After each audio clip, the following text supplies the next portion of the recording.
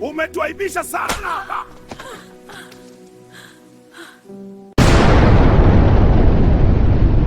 Bella alikuwa mwanafunzi mrembo mwenye ndoto kubwa sana. Akiwa chuo mwaka wa kwanza, alikutana na Tom, mwanaume mwenye maneno matamu kuliko asali. Jinsi ulivyo mrembo nashindwa kuamini kama kweli wewe ni wangu. Kwa nini Tom? Kama Mungu fundi basi nguvu yake iliishia kwako. Jamani Tom. Wewe ni mrembo sana. Hakika namaanisha Bella, sitakuacha kamwe. Tom, nina mimba yako. Mimba? Ya nani? Yangu au yako? Utajua mwenyewe. Umetuaibisha sana. Bella alianza maisha ya shida, analala kwa rafiki, anahangaika kutafuta chakula, huku ana mimba peke yake. Kwa hiyo na wewe Tom unajiona mwanaume, si ndivyo? Umemsaliti demu, umemwacha na mimba anateseka huko, wewe unacheka tu hapa. Sio hivyo, mambo ni magumu. Huyu mwanaume halisi akimbii mimba. Yule mwanamke anateseka na amefukuzwa kisa mimba yako. Ila wewe upo hapa unacheka tu. Kama senge hivi. Kwenye wanaume, wewe si mwanaume. Wewe ni pisi tu. Pole Bella, vumilia kidogo, ni salama. Hongera sana Bella, umejifungua mtoto wa kike. Asante. Tom alitengwa kutokana na tabia yake. Bella hakuendelea na masomo, akaishi kwa shida bila msaada wa Tom, huku akifanya kazi Miaka 2 ilipita tangu Bella afukuzwe nyumbani kwao na kutelekezwa na Tom. Maisha hayakuwa rahisi. Bella alifanya kila aina ya kazi halali: kufua nguo, kuosha vyombo migahawani, kuuza mboga mitaani na kufanya usafi maofisini. Haya Bella, harakisha vyombo, wateja wanangoja. Siku moja, akiwa anafanya usafi kwenye kampuni moja kubwa ya ujenzi, mkurugenzi wa kampuni hiyo alimuona Bella akisoma ramani ya jengo iliyokuwa mezani. Samahani boss, sikukusudia. Nilikuwa nasoma tu ramani hii. Oh, bila shaka.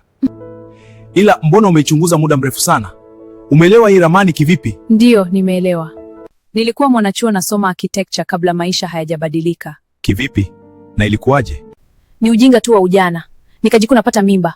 Wazazi wakasitisha ada, ndio maana leo nina hali hii. Na vipi mwenza wako? Naye pia alinitelekeza. Pole sana binti. Ujuzi wako umenivutia. Je, upo tayari kurudi shule? Nitashukuru baba. Njoo kesho ofisini. Baada ya miaka 3 kupita. Mama, umesahau kufunga mlango. Oh. Habari zenu? Salama Bella. Karibu Lulu. Asante mama. Samahani boss, huu ni mrejesho wa ile project. Kila kitu kiko sawa? Ndiyo boss. Basi jiandae, kesho twende tukaukagwe. Okay boss. Nawe nenda sasa.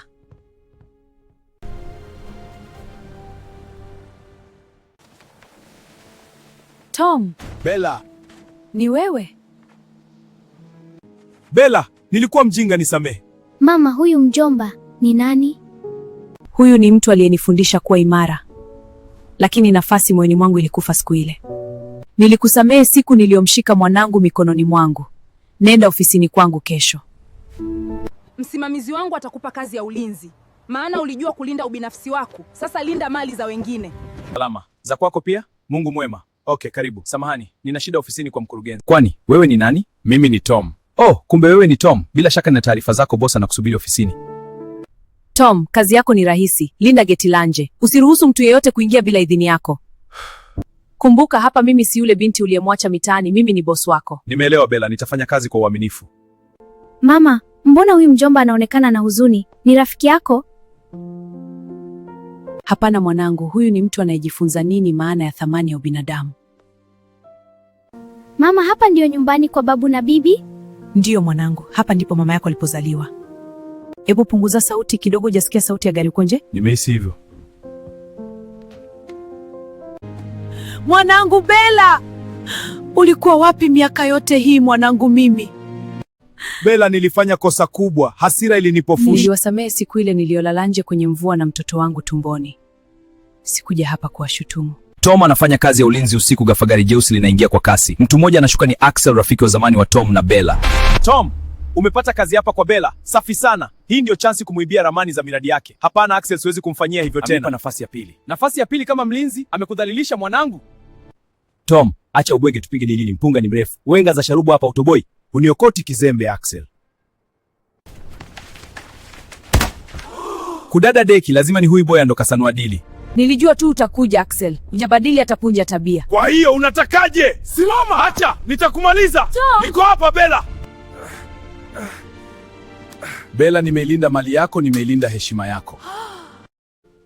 Asante mjomba kwa kumwokoa mama. Tom, leo umethibitisha kuwa umebadilika. Kuanzia kesho utakuwa msaidizi wa ofisi yangu. Asante Bella, nitaitumia nafasi hii vizuri. Bella na Tom mnafurahia maisha, si ndivyo? Mulinifanya nionekane mbaya mbele ya kila mtu, lakini mchezo ndio kwanza umeanza. Kesho natoka, nitawafurahisha. Tom, ripoti hizi za miradi mipya zinaonyesha maendeleo makubwa. Nashukuru kwa umakini wako. Bella, ulinipa nafasi ya pili, siwezi kukuangusha tena. Nimejifunza kuwa uaminifu ni tunu kuliko kitu chochote. Tom, nimepata mwaliko wa chakula cha jioni na wawekezaji wakubwa usiku wa leo. Nataka twende wote. Au unasemaje Tom?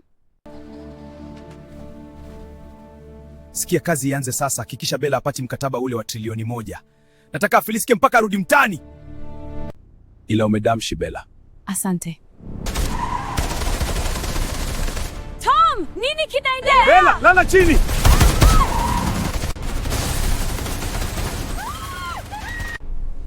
Victor!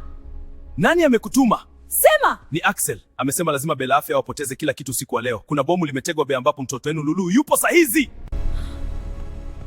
Bella, mtoe mtoji haraka. Mimi nitabaki hapa kukata nyaya hizi. Hapawezi kuacha ufe. Nilikukimbia wakati unanihitaji zaidi miaka ile. Leo sitakimbia. Nitawalinda kwa gharama ya maisha yangu yote. Nenda. Kwa ajili ya Bella na mwanangu. Nimepona? Asante Mungu.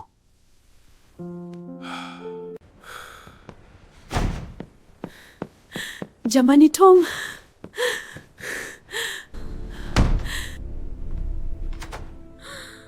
Hongera shujaa, umekata waya sahihi. Lakini maumivu bado yanaanza. Unataka nini Axel? Huyu mtoto unayehangaika kumwokoa unajua ni wa nani? Unataka kusemaje Axel? Siri moja tu, mtoto huyo sio wako. Je, unadhani mtoto Lulu ni wa nani? Ni wangu au Axel? Siri imefichuka, lakini je, ni kweli? Unataka kujua kweli? Basi follow, like na share kisha comment ufichuke. Sehemu ya 5 itaendelea.